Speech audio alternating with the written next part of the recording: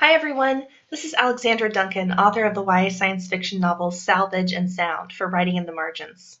In future vlogs, I'm going to introduce you to some individual works of diverse science fiction and fantasy. But for today, I thought we could talk about 5 myths about diversity in science fiction and fantasy. Myth number 1.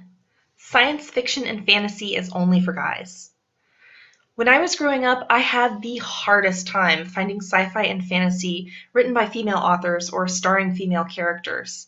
In fact, if it hadn't been for Ursula Le Guin, I would have thought women just didn't or couldn't write science fiction and fantasy at all. Fortunately, this is something that's been changing.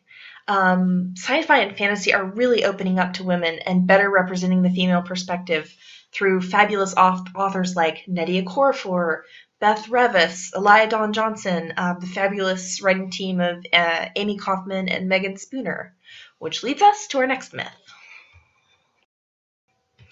Myth number 2. Science fiction and fantasy are only for white people. It's inescapable. If you look at fantasy and science fiction book covers, who are you going to see?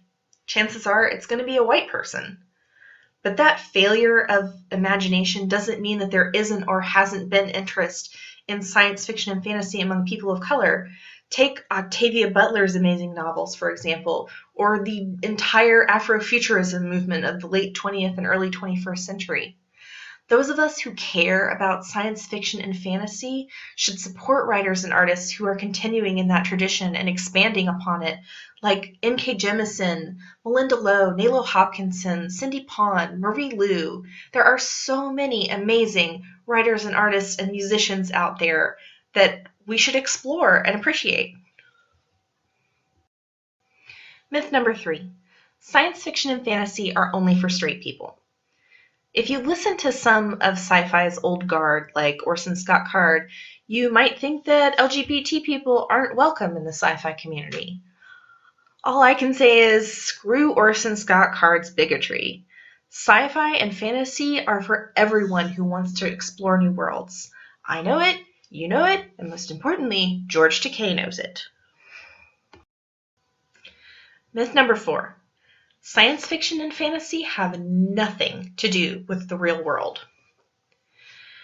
At its best, science fiction and fantasy provide commentary on our lives by reflecting real-world issues back to us in new and interesting ways. Take Janelle Monáe's cycle of Android albums, for example. She is using science fiction to explore issues of racism, violent versus nonviolent resistance, interracial relationships, and sexuality through this overarching narrative about a rebel android named Cindy Mayweather. How amazing is that? And this is connected to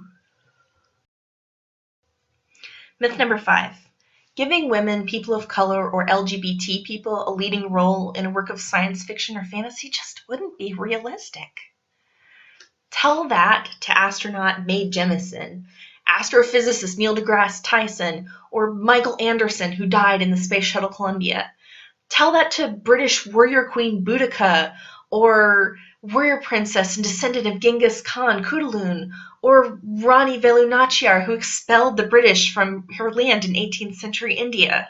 Tell that to freaking Alexander the Great, Sally Ride, or Alan Turing. The history of our world is diverse, and our future will be too. So why should we limit our imaginations in this way? If you want to keep hearing about diverse science fiction and fantasy, please tune back into this vlog. And don't forget to check out the other vlogs in this series, Writing in the Margins. Thanks for listening.